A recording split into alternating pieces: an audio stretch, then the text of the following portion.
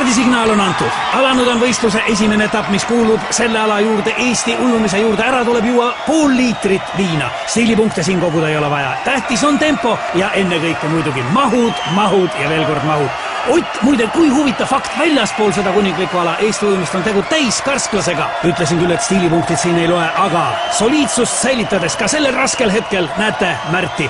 Ja siin, millises tempos liigub Ago. Hapukurk, ainus lubatud abivahend. Kohtunikud on sellega hoolega üle vaadanud, et sinna ei oleks pistetud midagi, mis võiks võistlejaid aidata. Ja siin on näha, et võistlejad on üha rohkem teiseks etapiks distantsiks valmis.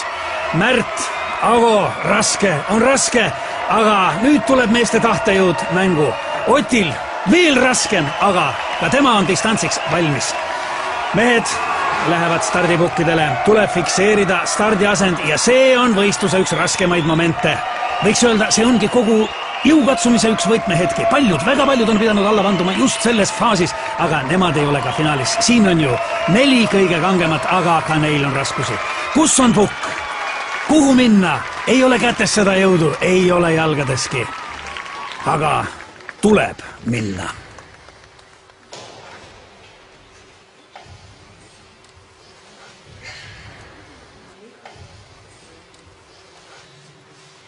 Kas nüüd on kõik kohtunikule meelepärane?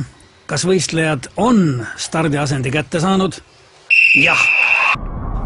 Kõlas vahestardisignaal. Väike hetk peataolekut, aga juba favoriit kogub ennast ja asub teele võidu suunas. Ago samal ajal stardipukilt lahkumata on mees põrandal ja see jäi tema viimaseks stardiks. Võistlus aga kestab. Märt, kokkupuutel veega uppus tema, võib-olla isegi enne.